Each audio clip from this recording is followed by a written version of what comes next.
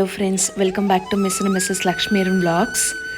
ಎಲ್ಲರೂ ತುಂಬಾ ಚೆನ್ನಾಗಿದ್ದೀರಾ ಅಂತ ಭಾವಿಸ್ತಾ ಈ ವ್ಲಾಗ್ನ ಶುರು ಮಾಡ್ತಿದ್ದೀನಿ. ಇದು ಆ್ಯಕ್ಚುಲಿ ಸ್ಯಾಟರ್ಡೇ ವ್ಲಾಗ್ ಆಗಿರುತ್ತೆ.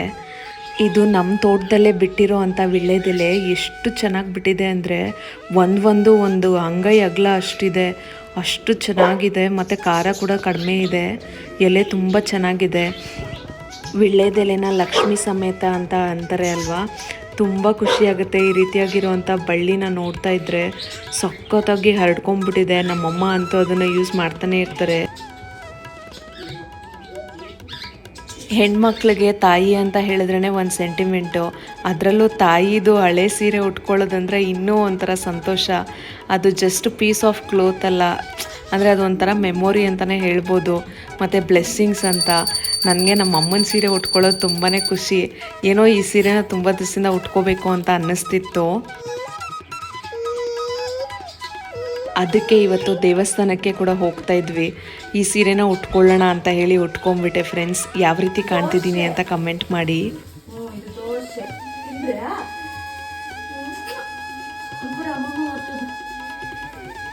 ತುಂಬ ದಿವಸದಿಂದ ಕಾರ್ ಆಕ್ಸಿಡೆಂಟ್ ಆದಮೇಲೆ ದೇವಸ್ಥಾನಕ್ಕೆ ಹೋಗಿ ಕಾರ್ ಪೂಜೆ ಮಾಡಿಸ್ಕೊಂಬರ್ಬೇಕು ಅಂತ ಅಂದ್ಕೊಳ್ತಾನೆ ಇದ್ವಿ.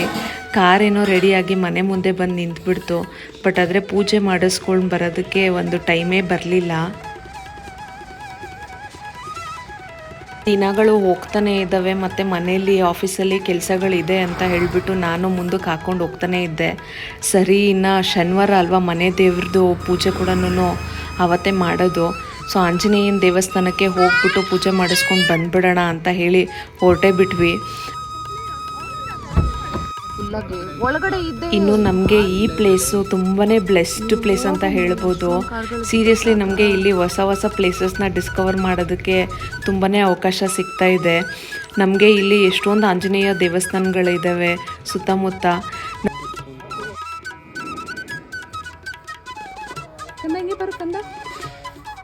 ನಾವಂತೂ ಫಸ್ಟ್ ಟೈಮು ಈ ದೇವಸ್ಥಾನಕ್ಕೆ ಬಂದಿದ್ದು. ನಾವು ಬಾಬಾ ಟೆಂಪಲ್ಗೆ ಬರ್ತೀವಲ್ಲ, ಅದ್ರ ಹಿಂದ್ಗಡೆ ರೋಡಲ್ಲೇ ಈ ದೇವಸ್ಥಾನ ಇದೆ ಅಂತ ನಮಗೆ ಗೊತ್ತೇ ಇರಲಿಲ್ಲ. ಆಮೇಲೆ ಅಲ್ಲಿ ಬಾಬಾ ದೇವಸ್ಥಾನಕ್ಕೆ ಡಿವೋಟಿ ಒಬ್ಬರು ಬರ್ತಾರೆ, ಅವರು ಹೇಳಿದರು ಇಲ್ಲಿ ದೇವಸ್ಥಾನ ಇದೆ, ಆಂಜನೇಯನ ದೇವಸ್ಥಾನ ಅಂತ. ಸರಿ ಅಂತ ಹುಡ್ಕೊಂಡು ಹೊರಟ್ವಿ. ಹೋದ್ಮೇಲೆ ಸಖತ್ ಆಶ್ಚರ್ಯ ಆಗೋಯ್ತು ನನಗೆ. ಆ ದೇವ್ರನ್ನ ಕಣ್ಣು ತುಂಬ್ಕೊಂಡಿದ್ದ ತಕ್ಷಣ ಸಖತ್ ಖುಷಿ ಆಗೋಯ್ತು. ರಾಘವೇಂದ್ರ ಸ್ವಾಮಿ ಸಮೇತ ಇರೋ ಅಂಥ ಆಂಜನೇಯನ ದೇವಸ್ಥಾನ ಅದು. ಸಖತ್ತಾಗಿದೆ ದೇವರು ಮಾತ್ರ. ಸೀರಿಯಸ್ಲಿ ನನಗೆ ಆ ಪ್ಲೇಸ್ನ ನೋಡಿಬಿಟ್ಟು ನಿಜವಾಗ್ಲೂ ಬೃಂದಾವನದಲ್ಲೇ ಇದ್ದೀವಂತ ಅನ್ನಿಸ್ಬಿಡ್ತು. ಆ ಪ್ಲೇಸ್ಗೆ ಕೂಡ ಬೃಂದಾವನ ಅಂತಲೇ ಹೆಸರಿಟ್ಟಿದ್ದಾರೆ. ಸುತ್ತಮುತ್ತ ಎಲ್ಲ ಬರೀ ಮರ ಗಿಡಗಳೇ ಇದ್ದಾವೆ. ಅದ್ರ ಮಧ್ಯದಲ್ಲಿ ದೇವಸ್ಥಾನ, ಆ ಅಕ್ಕಿಗಳ ಚಿಲಿಪಿಲಿ ಮತ್ತು ಈ ದೇವ್ರ ಗಂಟೆನಾದ ಮತ್ತು ಅಲ್ಲಿರೋ ಅಂಥ ಪೂಜಾರಿ ಹೇಳೋ ಅಂಥ ಮಂತ್ರಗಳು ಸಖತ್ ಪೀಸ್ಫುಲ್ಲಾಗಿ ಅನ್ನಿಸ್ತಾ ಇತ್ತು. ನನಗಂತೂ ಇವತ್ತು ತುಂಬಾ ಒಳ್ಳೆ ಡೇ.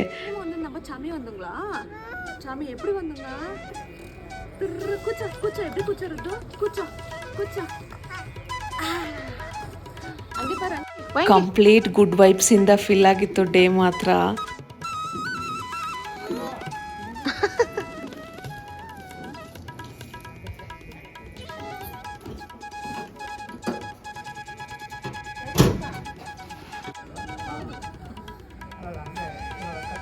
ಇನ್ನು ಪೂಜೆಗಂತ ಟಿಕೆಟ್ ತೊಗೊಬಿಟ್ಟಿದ್ವಿ. ಪೂಜಾರಿ ಅವರು ಇವತ್ತು ಸತ್ಯನಾರಾಯಣ ಪೂಜೆ ಇದೆ ಅಂತ ಹೇಳಿಬಿಟ್ಟು ಆ ಕಡೆ ಅಲ್ಲಿ ಬ್ಯುಸಿಯಾಗಿದ್ದರು.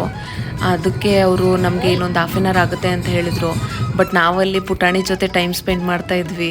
ನಮ್ಮ ಪುಟಾಣಿ ಅಂತೂ ಸಖತ್ ನಾಟಿ ಆಗೋಗ್ಬಿಟ್ಟಿದ್ದಾನೆ, ಅವನ್ನ ಹಿಡಿಯೋಕ್ಕೆ ಆಗಲ್ಲ ಈಗ.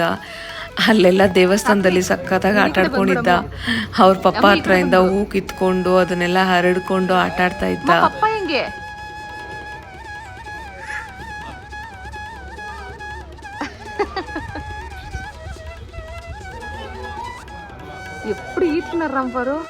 ನಾವು ಈ ಕಾರ್ ತಗೊಂಡು ಸುಮಾರು 10 ವರ್ಷ ಆಗೋಯ್ತು. 10 ವರ್ಷದಲ್ಲಿ ಮತ್ತೆ ನಾವು ಈ ರೀತಿ ಪೂಜೆ ಮಾಡಿಸೋದು ಮನಸ್ಸಿಗೆ ತುಂಬಾ ಸಂತೋಷ ಕೊಡ್ತು.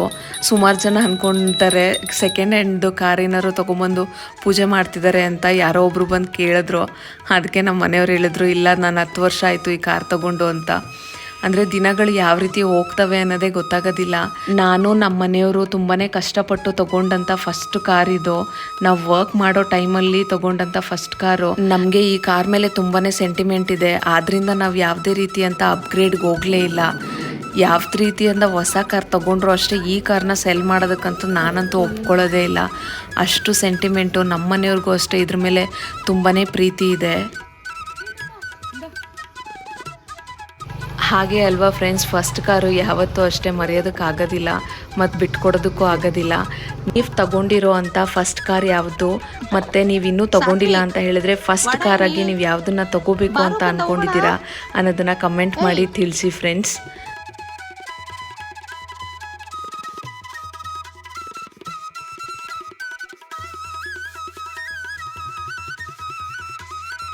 ಇನ್ನು ಅಲ್ಲಿ ಸತ್ಯನಾರಾಯಣ ಪೂಜೆ ಇದ್ದಿದ್ದರಿಂದ ಅಲ್ಲೇ ಪ್ರಸಾದ ಸೇವನೆ ಕೂಡ ಇತ್ತು. ತುಂಬ ಮನಸ್ಸಿಗೆ ತೃಪ್ತಿ ಕೊಡ್ತು. ಆ ಪ್ರಸಾದ ಅಂತೂ ಸಖತ್ ಯಮ್ಮಿಯಾಗಿತ್ತು. ಧರ್ಮಸ್ಥಳದಲ್ಲಿ ಆ ರೀತಿಯಾಗಿರುವಂಥ ಪ್ರಸಾದನ ತಿಂದಿದ್ದು ನೆನಪು. ಮನೆಗೆ ಬರೋವಾಗ ನಮ್ಮ ಮನೆಯವ್ರು ಹೇಳ್ತಿದ್ದಾರೆ ಅಲ್ಲೇ ಚಪ್ಪಲಿ ಬಿಟ್ಬಿಟ್ಟಿದ್ದೆ ಅಂತ. ಆಮೇಲೆ ಮತ್ತೆ ಬಂದು ಕಾರ್ ಬಿಟ್ಬಿಟ್ಟು ಮತ್ತೆ ವಾಪಸ್ ಹೋಗಿ ಗಾಡೀಲಿ ಚಪ್ಪಲಿ ಹಾಕ್ಕೊಂಡು ವಾಪಸ್ ಮನೆಗೆ ಬಂದ್ವಿ. ಅಮ್ಮ ಹೇಳಿದ್ರು ಚಪ್ಪಲಿ ಆ ರೀತಿ ದೇವಸ್ಥಾನದಲ್ಲಿ ಬಿಟ್ಟರೆ ವಾಪಸ್ ತೊಗೊಂಬರ್ಬಾರ್ದು ಅಂತ. ನಮ್ಮ ಮನೆಯವ್ರಿಗೆ ಅದು ಫೇವ್ರೇಟ್ ಚಪ್ಪಲಿ. ಅದಕ್ಕೆ ಹೋಗಿ ವಾಪಸ್ ತಗೊಂಡು ಬಂದ್ವಿ. ನನಗೆ ಯಾಕೆ ನಗು ಕಂಟ್ರೋಲ್ ಮಾಡೋಕ್ಕಾಗ್ತಿಲ್ಲ ಅಂತ ಹೇಳಿದ್ರೆ ಇದಕ್ಕೆ ನಮ್ಮ ಅಮ್ಮನ ಜೊತೆ ಆರ್ಗ್ಯುಮೆಂಟ್ ಮಾಡ್ಕೊಂಡು ಹೋದ್ವಿ ನಾವು. ಅದಕ್ಕೋಸ್ಕರ ಆಮೇಲೆ ಬರ್ತಾ ಸ್ವಲ್ಪ ಎಕ್ಕದೆಲೆ ಬೇಕಿತ್ತು. ಅದು ಏನೋ ಮೆಡಿಸನ್ ಮಾಡೋದಕ್ಕೋಸ್ಕರ. ಅದನ್ನು ನಾನು ನೆಕ್ಸ್ಟ್ ವ್ಲಾಗಲ್ಲಿ ತಿಳಿಸ್ತೀನಿ ಫ್ರೆಂಡ್ಸ್.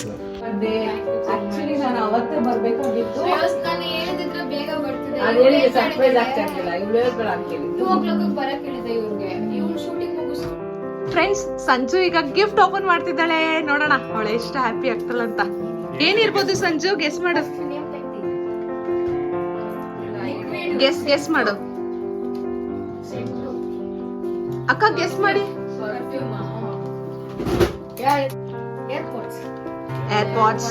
ಸಂಜು ಏನಿರ್ಬೋದು? ಬೇಗ ಗೆಸ್ ಮಾಡು.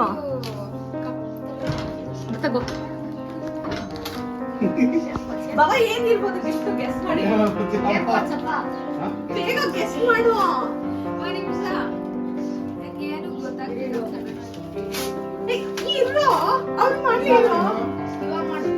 ಬೇಗ ಹೇಳು.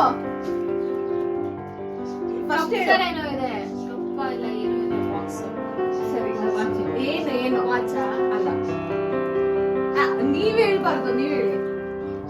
ಸಂಜುದು ಬರ್ಡೇ ಗಿಫ್ಟು ಪೆಂಡಿಂಗ್ ಇತ್ತಲ್ಲ, ಅದು ಅಷ್ಟೇ ಒಂದು ವಾರ ತಳ್ಳೋಗ್ಬಿಡ್ತು ಪಾಪ. ಗಿಫ್ಟು ಬಂದು ಡೆಲಿವರಿ ಆಗೋಯ್ತು, ಬಟ್ ನಾವು ಅವಳಿಗೆ ಡೆಲಿವರಿ ಮಾಡೋಷ್ಟೊತ್ತಿಗೆ ಒಂದು ವಾರ ಆಗೋಯ್ತು. ಬಟ್ ಆದರೂ ಇವತ್ತೇ ಮುಗಿಸ್ಕೊಂಬಿಡೋಣ ಅಂತ ಹೇಳಿ ದೇವಸ್ಥಾನದಿಂದ ಬಂದಮೇಲೆ ಡ್ರೆಸ್ ಚೇಂಜ್ ಮಾಡಿಕೊಂಡು ಮತ್ತೆ ಅವ್ರ ಮನೆಗೆ ಹೋದ್ವಿ. ಪಾಪುನ ಅಮ್ಮ ನೋಡ್ಕೊಳ್ತಿದ್ರು. ಇಲ್ಲಿಂದ ಅವ್ರ ಮನೆಗೆ ಹೋಗೋಷ್ಟೊತ್ತಿಗೆ 2 ಅವರ್ ಆಗಿಬಿಡುತ್ತೆ. ಸೊ ಬೇಗ ಹೋಗಿ ವಾಪಸ್ ಬರೋಣ ಅಂತ ಅಂದ್ಕೊಂಡ್ವಿ.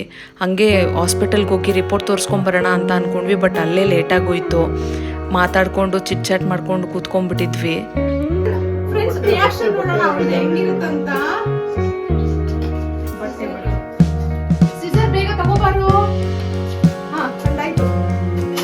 ಆ್ಯಕ್ಚುಲಿ ಗಿಫ್ಟು ಏನು ಅಂತ ಗೆಸ್ ಮಾಡಿ ಅಂತ ಹೇಳಿದ್ರೆ ಅವಳು ಏನೇನೋ ಗೆಸ್ ಮಾಡ್ತಿದ್ಲು. ಬಟ್ ನಮ್ಮ ಅಕ್ಕ ಕರೆಕ್ಟಾಗಿ ವಾಚ್ ಅಂತ ಗೆಸ್ ಮಾಡಿಬಿಟ್ರು. ಅದಕ್ಕೆ ನೀವು ಹೇಳ್ಬಾರ್ದು ಅಂತ ಹೇಳಿದೆ. ಬಟ್ ಪರ್ಫೆಕ್ಟಾಗಿ ಗೆಸ್ ಮಾಡಿಬಿಟ್ಲು ಅವಳು.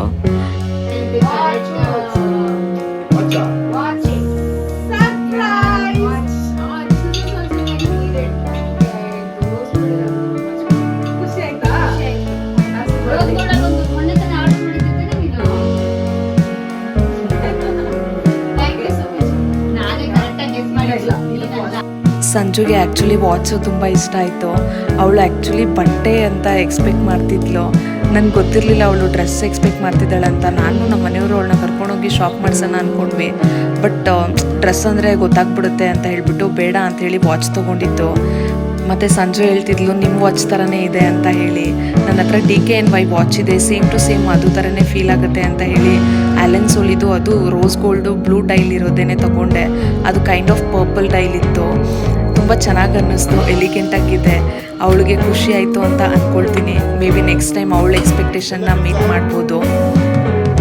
ಇನ್ನು ನಾವು ಬಂದು ಸುಮಾರು ಹೊತ್ತಾಗಿ ಹೋಗ್ಬಿಟ್ಟಿತ್ತು. ಅಮ್ಮ ಪಾಪುನ ಇಟ್ಕೊಂಡಿದ್ರು ಅಲ್ವಾ, ಅವ್ನು ನಿದ್ದೆನೇ ಮಾಡಿರಲಿಲ್ಲ. ಸರಿ ಅಂತ ಹೇಳ್ಬಿಟ್ಟು ಹಾಸ್ಪಿಟ್ಲಿಗೆ ಹೋಗೋದು ಸ್ಕಿಪ್ ಮಾಡಿಬಿಟ್ಟು ಹಾಗೆ ಮನೆಗೆ ರಿಟರ್ನ್ ಆದ್ವಿ. ಮನೆಗೆ ಹೋಗೋವರೆಗೂ ಅಷ್ಟೇ ಇನ್ನೂ ನಿದ್ದೆನೇ ಮಾಡಿರಲಿಲ್ಲ ನಮ್ಮ ಪುಟಾಣಿ. ಹಿಂಗೆ ಆಟ ಆಡ್ಕೊಂಡು ನಿಂತಿದ್ದ. ನಮ್ಮ ಚಿಂತನೂ ಅಷ್ಟೇ ಈಗರಾಗ ವೆಯ್ಟ್ ಮಾಡ್ತಾ ಇದ್ದ.